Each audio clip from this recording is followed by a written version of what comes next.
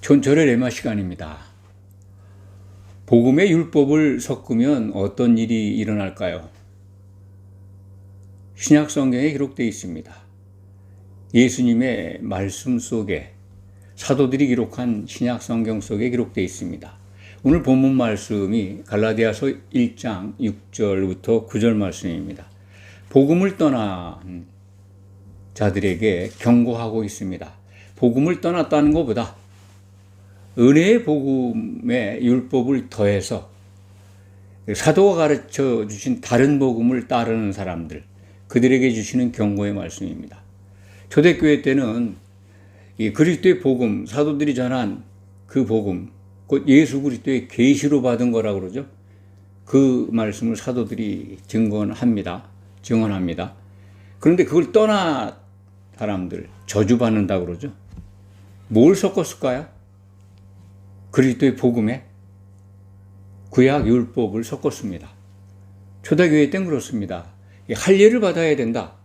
그 유대주의자들이죠. 기독교로 개종한 전혀 다른 사람들이 아닙니다. 유대주의자들이라고 해서 다 유대교도들이 아니고 기독교로 개종한 사람들이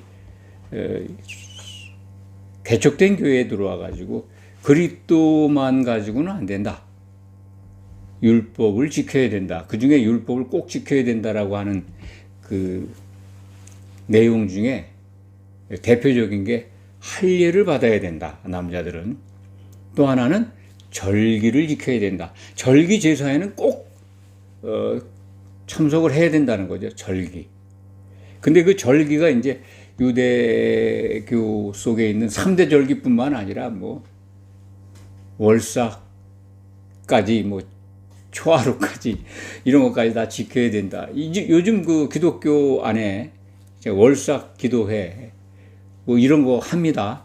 점점 율법으로 빠져들어가요. 초대교회 때는 그런 것들이 저주받을 복음이라고 이렇게 성경에 기록되어 있습니다. 갈라디아 지역에 있는 교회들 가운데 이런 것들이 나타났던 것 같아요. 다른 복음은 없다. 사도들이 전한 말 외에는 다 저주받는다. 이 말씀을 이 시대에 꼭 적용해야 합니다. 기독교는 그동안 복음, 그리스도의 복음 이것을 바라보면서 대속의 은혜를 찬송하면서 예수 그리스도를 믿는 그리스도교, 기독교 그것을 형성해서 교황주의자들로부터 독립됐고 또 종교개혁을 통해서 오늘날 기독교의 모습으로 진행되어 왔습니다. 그런데 점점 왜 초대교회 때 나타났던 그 복음의 율법을 섞는 일들이 점점 심해지고 노골적으로 그것을 가르치고 그것을 따르는 사람들이 참 그 헤아릴 수 없이 많아졌다 하는 오늘의 현상을 말씀드리지 않을 수가 없습니다.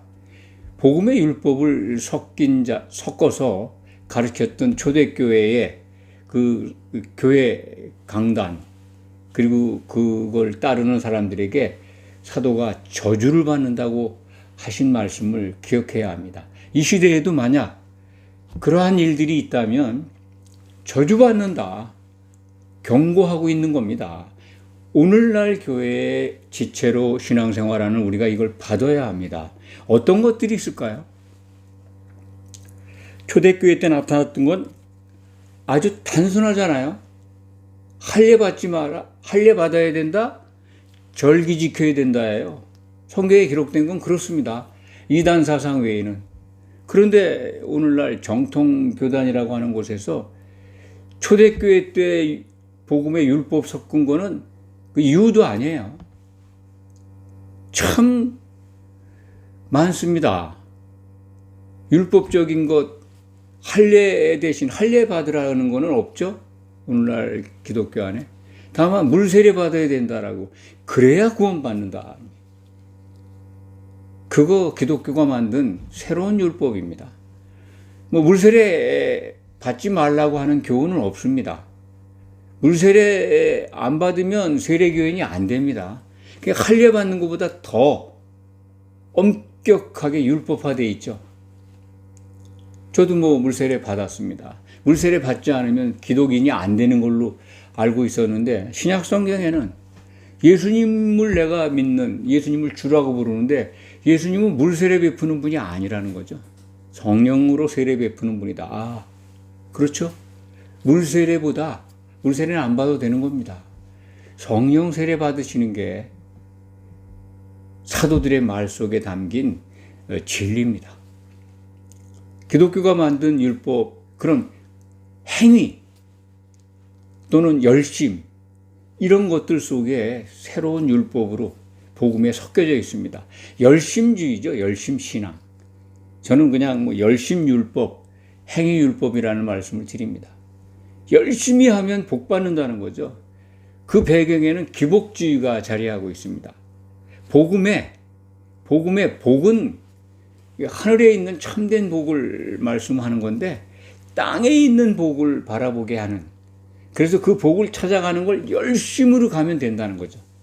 하나님은 아버지시기 때문에 부르짖으면 주신다는 거죠. 뭘 주시나요? 땅에서 뭘 받고 싶은가요? 세상에 있는 복이잖아요.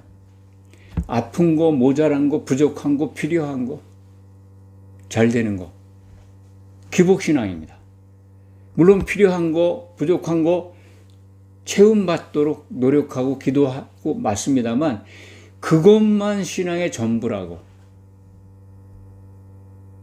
믿음은 그냥 구원받았으니까, 그 성경이 왜곡된, 성경을 왜곡한 교리인데, 구원은 받았으니 열심을 내면 이 땅에서 잘 먹고 잘 산다, 행복하게 산다, 그리고 죽으면 천국 간다. 이것도 새로운, 참으로 행위 율법이 만든 참 나쁜 결과입니다. 그것뿐만입니까? 행위 중심의 율법을 만들었어요. 절기, 초대교회보다 더 많이 지켜요. 더 열심히. 헌물도 더 강요하고 있습니다. 만들어진 율법이죠, 기독교가. 특히 한국교회가 만든 새로운 율법입니다. 복음에 섞여 있는 거죠. 참 무섭습니다. 절기 만든 거, 성경에 없는 거, 기독교가 만든 절기,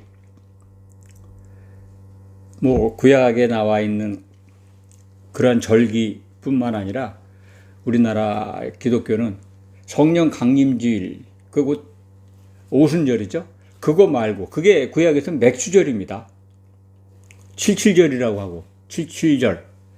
그런데 그거와 별개로 보리배는, 우리나라 기후에, 계절에 맞는 보리배는 때를 상정해서 그것을 염두에 두고 맥주절을 또 만들어서 또 지키죠. 맥주절 헌금 엄청 강요합니다. 맥주절뿐만 아닙니다. 성경에 없는 건데 이름만 갖다 붙여서 절기가 다른 날 섬기게 하고, 섬기는 주된 목적이 감사헌금 걷는 거다, 저는 그렇게 생각을 합니다.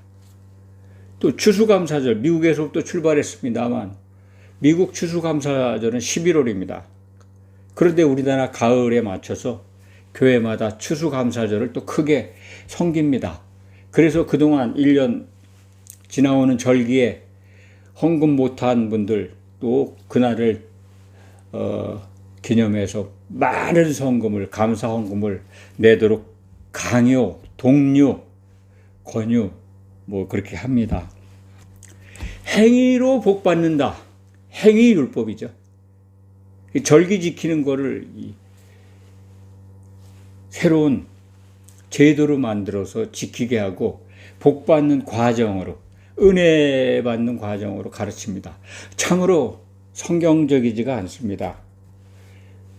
복음의 그런 새로운 행위적인 제도나 이 종교 행위들을 섞으면 그것은 복음과 무관해요.